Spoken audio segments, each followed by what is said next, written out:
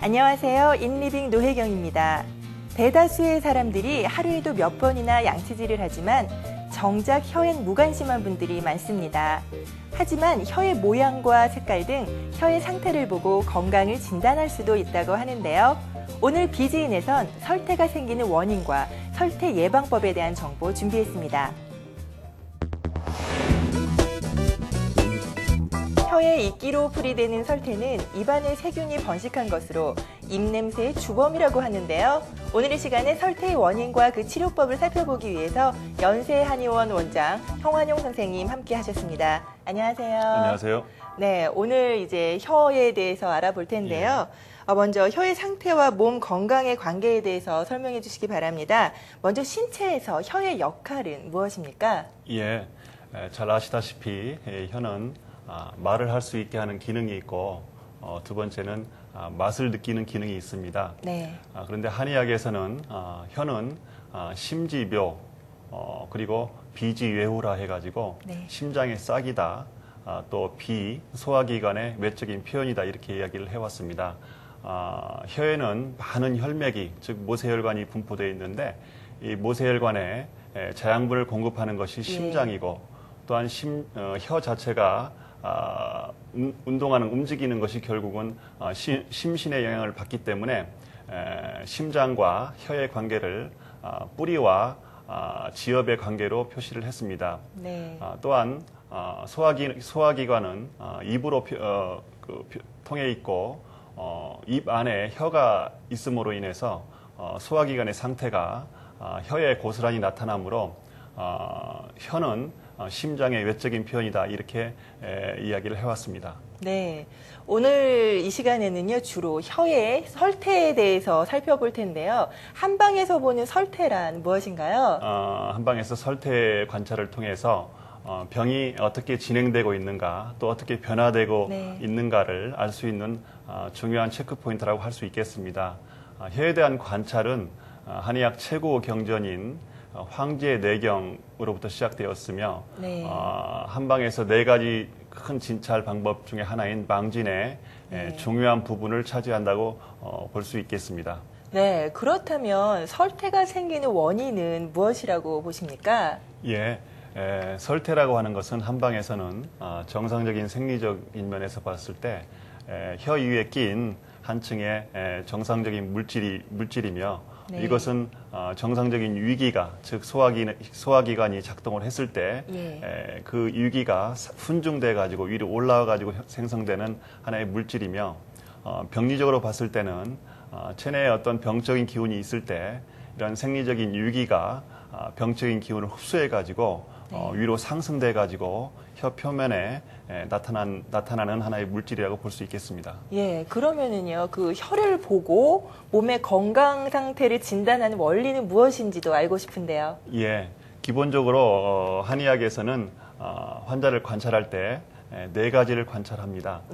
첫 번째는 복진이라든지 맥진이라든지 환자의 체표 부위를 만져봄으로써 알 수 있는 절진이 있고 또 한 가지는 환자의 기왕력이라든지 가족력이라든지 이런 부분들에 대해서 환자한테 물어가지고 알 수 있는 물을 문자 문진이 있고 세 번째는 청진이라든지 또 환자의 음성이라든지 환자의 가래소리라든지 이런 부분들을 들어서 알 수 있는 들을 문자 문진이 있고 마지막으로 환자의 안색이라든지 오늘 하고 있는 혀 부분을 보고 바라보고 알 수 있는 망진이 있는데 그 망진 중에서 설진이 혀에 대한 진찰이 아주 중요한 부분을 차지하고 있습니다.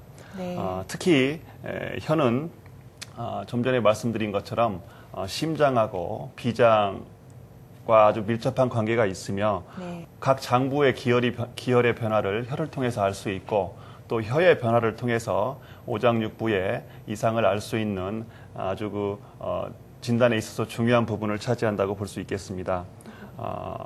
흔히 설태라고 하면 설진이라고 하면 설태만을 보는 걸로 알고 있지만 사실은 혀 자체의 색깔이라든지 변화를 보는 방법하고 또 한 가지는 혀 위에 있는 이끼와 같은 물질, 즉 설태를 보는 방법, 이 두 가지를 같이 봐가지고 병을 진찰하게 됩니다.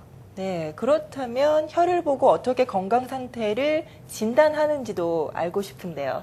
예, 부분적으로 이제 제일 쉽게 알 수 있는 방법은 우리가 혀를 봤을 때 끝부분, 혀 끝부분에서는 심장이나 폐의 기능을 알 수가 있습니다. 네. 또 이빨이 닿는 혀의 옆부분, 옆쪽에서는 간이라든지 담낭의 기능을 엿볼 수가 있고 혀의 중앙 부위에서는 비위, 즉 소화기관의 기능을 볼 수 있고 제일 안쪽에 혀의 제일 안쪽에서는 신장의 기능을 보는 방법이 있습니다. 또 우리가 혀를 보고 병을 볼 수 있기 위해서는 정상적인 혀가 어떤 혀인지를 먼저 알아야 되겠습니다. 네. 그래서 정상적인 혀는 혀 자체의 색상이 다몽설이라 하여 연한 붉은색이면서 부드럽고 유연한 혀를 가지는 상태를 말하고 네. 또 설태는 마르지도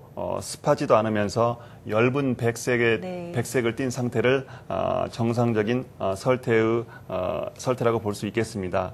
이러한 범주에서 벗어나는 혀를 잘 관찰하고 다른 진단 결과와 종합해가지고 병증을 진단하는 방법이 한방에서는 아주 중요한 진단 방법의 하나라고 볼 수 있겠습니다. 예를 들어 혀의 색상이 엷은 붉은 색깔이 아니고 백색을 띠거나 띠면서 또 설태 또한 백색을 띈다면 기와 혈이 모두 허해서 혀를 자양하지 못하는 상태이고 또 병의 원인인 자가 아직 깊이 침투하지 못하고 표층부에 머물러 있다는 것을 의미하는 것으로 한방에서는 해석을 하고 있습니다. 네, 지금 말씀을 들어보니까는요, 일반인들이 자신의 혀의 상태를 보고 직접 병증이 있는지 없는지를 알아내려는 것은 그리 쉬운 일은 아니겠네요. 예. 전문적인 범주 내에서 할 수 있는 것은 어렵지만은 그래도 일상적인 관찰을 계속해 나가면 설태의 변화를 통해서 변화가 있다는 것만 알아채도 몸에 어떤 문제가 있다는 것을 알아낼 수는 있습니다. 네, 혀의 색깔과 그리고 건강과 아주 밀접한 관계라고 말씀을 하셨는데요. 그렇다면 혀에 누런색의 그 설태가 끼는 이유는 무엇입니까?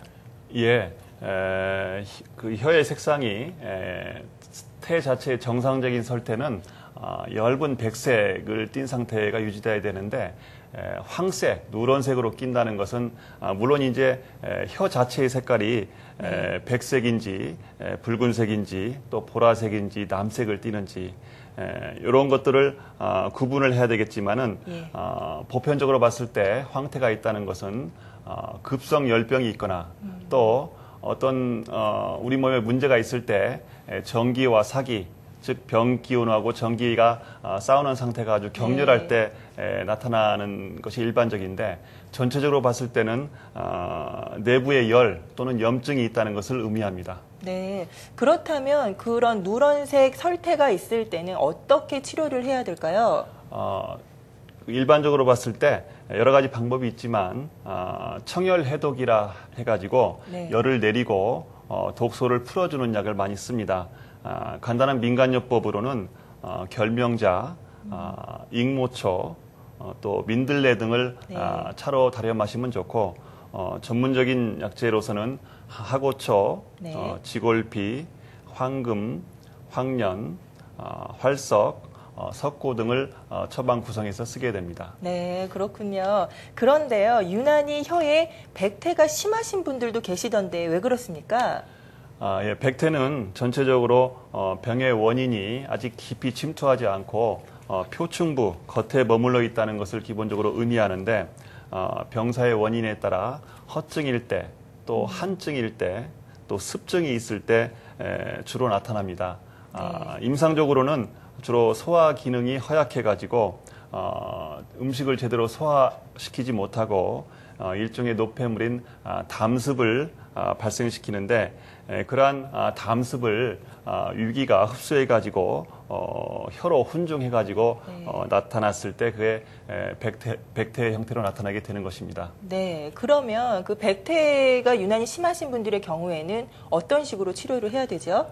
기본적으로 온열제를 씁니다. 온열제라는 것은 속을 따뜻하게 덮이는 약물을 주로 쓰게 되는데 간단한 민간요법으로는 생강이라든지 네. 건강, 즉 마른 생강을 차로 끓여 마시면 좋고 전문적인 약재로서는 육개라든지 소해양, 부자, 오수유 등을 처방 구성해서 쓰게 됩니다. 네, 그러면은 혀의 색깔이 붉은 것은 어떤 증상인가요? 설색이 정상적인 것에 비해서 붉은 상태로 나타나는 것은 두 가지가 있습니다.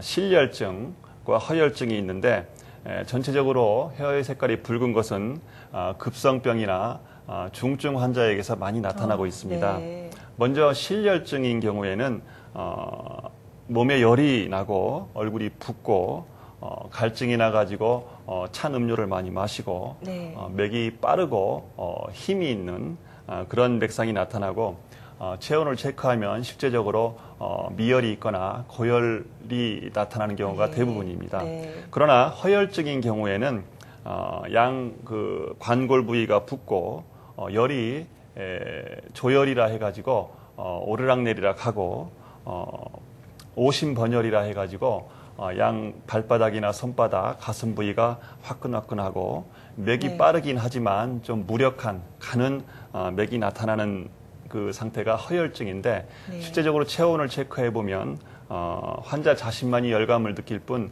정상적인 체온으로 나타나는 경우가 대부분입니다. 네. 이렇게 실열증과 허열증을 구분하는 이유는 그 결과에 따라서 치료가 완전히 달라지기 때문입니다. 네. 이 밖에 독주를 즐기는 사람에게 있어서도 네. 아무 이유 없이 붉은 혀가 나타나는 경우가 있습니다. 네, 그러면은 이렇게 붉은 혀가 나타나시는 분들의 경우에는 어떤 처방을 하시나요? 좀 전에 말씀드린 것처럼 실열증이 있는 경우에는 청열사화법이라 해가지고 석고나 지모나 치자 이런 종류의 약들을 배합해서 쓰고 허열증인 경우에는 자음청열법이라 해가지고 네. 사삼, 천문동, 맹문동 등을 처방 배합해서 쓰게 됩니다. 예, 그러면 혀의 모양과 건강과도 어떤 관계가 있나요? 예, 관련이 많이 있습니다. 혀가 유연하고 광택이 있고 유기가 있다면 첫째 병이 있어도 가볍고 네. 또 아직 위험하지는 않은 정상적인 범주라고 볼 수가 있겠습니다. 네. 그러나 혀가 비교적 단단하고 굳어서 움직임이 둔하고 말하는 것이 자유스럽지 못하다면 네. 체내의 진액을 많이 잃은 경우이거나 또 중풍의 전조증으로 보는 경우가 있습니다. 예. 또 혀가 한쪽으로 기울어진 경우에는 정상적인 경우에도 있지만 역시 중풍병에서 많이 나타나게 됩니다. 네. 또 혀가 정상적인 상태보다 연약하고 무력하고 자유롭게 움직이지 못하는 경우에는 네.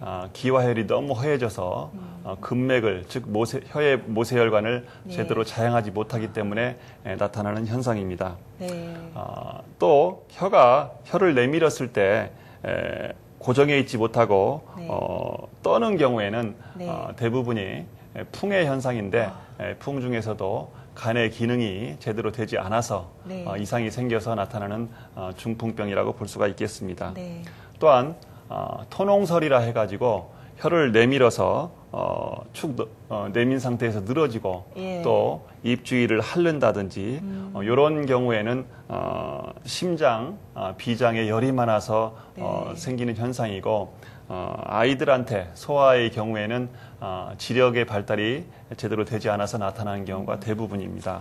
네. 마지막으로 혀가 짧게 수축되어 입 밖으로 내밀지 못할 때는 위험한 증후이며 네. 의식이 명료하지 않은 경우가 대부분입니다. 네. 혀의 그런 모양을 가지고 건강 상태를 체크할 수 있다는 게 정말 참 신기한데요. 그렇다면 간혹 혀가 갈라지는 증상이 나타나기도 하는데요. 그 이유는 무엇인가요?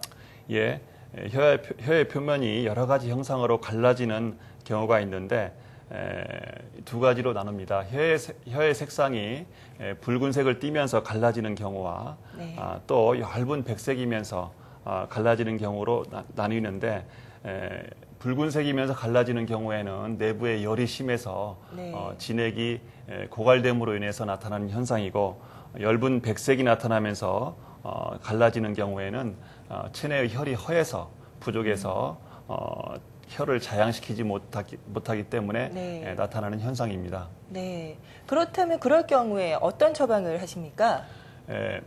역시 마찬가지인데요. 붉은색인 경우에는 주로 청열법을 쓰게 되는데 우황이나 현삼, 자초 등을 배합해서 쓰고 엷은 백색이면서 갈라지는 경우에는 보음법, 진액을 보호해주는 보음법을 쓰는데 네. 역시 맹문동이나 백합이나 오미자 등을 배합해서 쓰게 됩니다. 그런데 혓바늘이라고 하나요? 간혹 이제 가시바늘이 입안에 자주 생기는 이유는 무엇입니까? 혀의 유두 부위가 가시 또는 바늘처럼 커진 현상인데 이것은 체내의 열이 극심해져 가지고 나타나는 현상입니다. 네. 이 혓바늘이 보통 어디에 생성되느냐에 따라서 오장육부에 어디에 문제가 있는지 알기도 하는데요. 알아내기도 네. 하는데 예를 들면 혀의 끝부분에 혓바늘이 몰려 있는 경우에는 예. 심장의 열이 많이 있는 걸로 진단을 하게 되는 거고 예. 혀의 중앙 부위에 많이 혓바늘이 몰려 있는 경우에는 비위에 열, 즉 소화기관에 열이 있는 걸로 진단을 하는 방법이 있습니다. 네. 그렇다면 혓바늘을 조금 더 완화시키고자 할 때는 어떤 방법을 쓰면 될까요? 진단을 통해서 적절한 치료를 하면 없어지지만 예. 장기간 소실되지 않거나 또 심해지면 군데군데 구멍 나듯이 파이는 경우가 있습니다. 이렇게 심하게 파이는 경우가 4주 이상 진행된다면 간혹 설암으로 진단이 되는 경우가 있습니다. 예. 그래서 그렇게 오래 진행이 되는 경우에는 적절한 진단, 전문적인 진단이 필요하다고 하겠습니다. 예, 지금 혀를 보고 판단할 수 있는 혀의 증상들에 대해 알아보고 있는데요. 그렇다면 혀의 가장자리에 치흔이 생기는 이유는 어떤 상태입니까? 예, 혀의 그 끝부분에서부터 양옆으로 이빨 자국이 나는 경우를 종종 볼 수가 있습니다. 네. 이런 경우에는 여러 가지 이유가 있지만 대부분의 경우에 비장이나 신장에 양기가 부족해가지고 나타나는 경우가 대부분입니다. 예. 그럼 그럴 경우에는 어떤 식으로 치료를 받아야 하나요? 한방에서 이제 보신 장양이라고 해가지고 팔미지왕탕이라는 약이 있습니다. 네. 이런 팔미지왕탕에다가 목통이라든지 차전자 이런 그 이수시켜주는 약, 즉 물을 빼주는 약을 배합해서 쓰면 잘 듣습니다. 네, 그렇군요.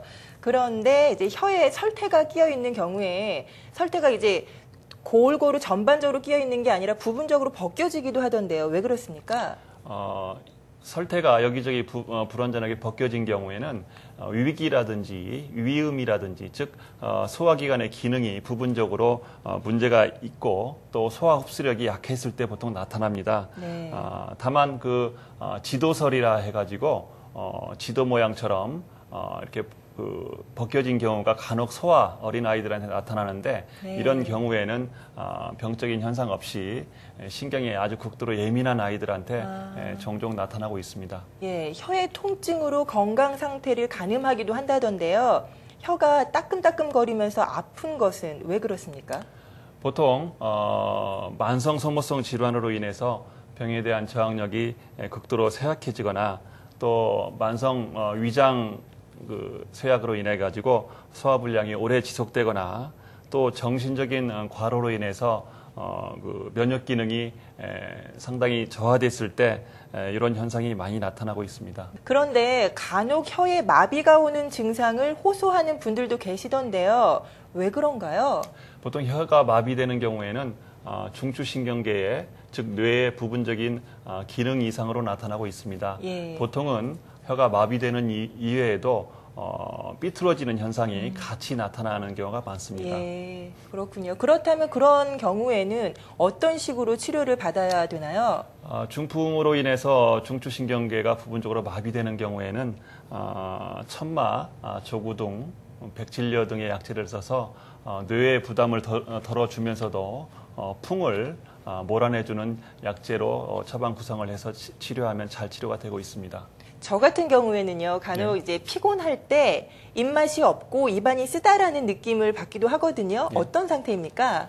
예, 한방에서는 우리 몸의 그 오장과 장부와 5가지 맛이 관계가 있다고 보고 있습니다. 예. 첫째, 간은 신맛과 관련이 많이 있고, 네. 심장은 쓴맛하고 관련이 많이 있고, 그다음에 비장은 소화기관은 단맛과 상관관계가 있고, 폐는 매운맛하고 관련이 깊고, 예. 그다음에 콩팥, 신장은 짠맛하고 깊은 관계가 있습니다. 네. 그런데 여기에서 입이 쓴 이유는 심장으로 인해서 심장이 정신적인 부담을 받아가지고 그 열이 발생됐을 때 네. 심장에 주관하는 맛인 쓴맛이 나게 돼 있고 그 맛으로 인해서 입이 덤덤하게 되고 입맛이 없게 되는 것입니다. 네.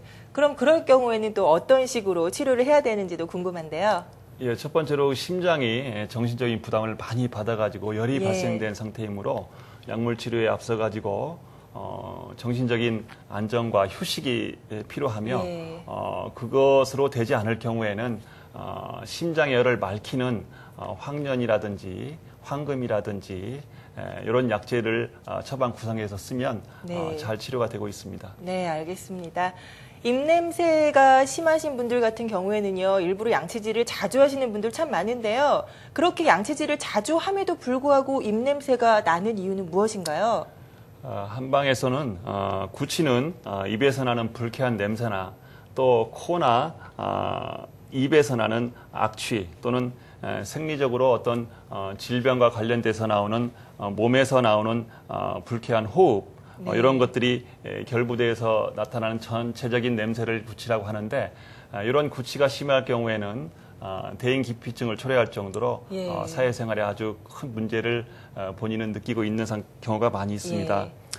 평소에 구취가 심한 경우에는 어떤 치아 질환이 있는지 또는 각종 바이러스나 곰팡이에 의한 입안에 염증이 있는지 이런 부분을 먼저 살펴서 네. 치료해 주는 것이 좋습니다.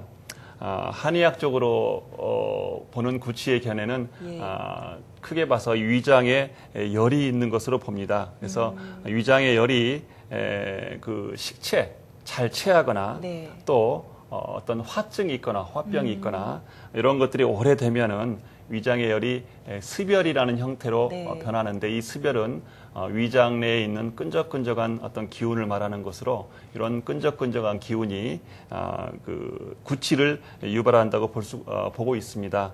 네. 기타 구취가 있는 분들은 평소에 너무 찬 음식을 자주 많이 즐기거나 평상시에 오줌량이 많이 줄거나 붉어지기도 네. 하고 또 맥이 빨라지는 그런 현상이 동반해서 나타나고 있습니다. 예, 그렇다면 입냄새를 조금 좀 줄일 수 있는 방법도 있을 듯한데 어떻습니까? 한방에서는 가미 사백산이라는 그 처방을 잘 씁니다. 예. 이 처방 구성을 보면 뽕나무 껍질이라든지 네. 도라지라든지 구기자 뿌리 껍질이라든지 감초라든지 이런 약재로 구성되어 있는데 이 약을 쓰면 위열이 잘 치료가 되는 것을 경험할 수가 있습니다. 네. 그런데 요즘에요, 시중 그 마트에 가보면 그 혀 클리너라고 이제 그런 상품이 나와 있기도 하는데요. 그런 것을 사용을 해서 설태를 없애주는 것은 어떻습니까? 괜찮나요? 예, 그것도 하나의 그 근원적인 방법은 아니지만 네. 대안은 될 수가 있습니다. 그러나 그 반복해서 해줘도 자꾸 생성되는 그런 설태 부분에 대해서는 예. 전문적인 치료가 필요하다고 볼 수가 있겠습니다. 예, 오늘 설태에 관해서 여러 가지 말씀 나눠봤는데요. 마지막으로 평소에 입안 관리를 할 수 있는 방법이 있다면 말씀해 주세요. 구취에 대한 효과적인 관리법은 우유나 그 계란이나 예. 고기 종류를 먹었을 때는 바로 구강청정제라든지 물로 헹궈내는 것이 좋습니다. 네. 그리고 칫솔질을 또 자주 하고 네. 칫솔질을 할 때 혀 안쪽을 닦아내는 것이 습관화되면 상당히 입냄새를 줄일 수가 있습니다. 네. 또 입안을 건조하게 만들어 놓으면 세균의 어떤 번식 확률이 높아지기 때문에 네. 물을 자주 마시고 또 헹구어내고 하는 것들이 입냄새 예방에 좋고 또 섬유질이 많은 음식이나 과일 종류를 많이 먹으면 플라그라든지 설태를 닦아내는 역할을 하기 때문에 입냄새 예방에 좋습니다. 마지막으로 담배를 많이 피우면 비타민 C를 파괴해가지고 역시 구취의 원인이 되고 커피의 카페인은 또 그 균이 번식하기 좋은 네. 약산성으로 만드는 효과가 있기 때문에 구취의 원인이 되기 때문에 많이 마시지 않는 것이 좋겠습니다. 네, 오늘의 시간은 연세한의원 형완용 원장님과 함께 설태의 원인과 그리고 그 치료법에 대해 자세히 살펴봤습니다. 오늘 여러 가지 도움 말씀 감사드립니다. 네, 감사합니다. 시원한 바람을 느끼면서 벌써 가을인가라는 생각을 해보기도 하는데요. 풍요로운 가을을 준비하듯이 보다 나은 내일을 위해 열심히 땀 흘리는 한 주간 되시길 바랍니다. 저는 다음 주 새로운 소식으로 찾아뵙겠습니다. 안녕히 계세요.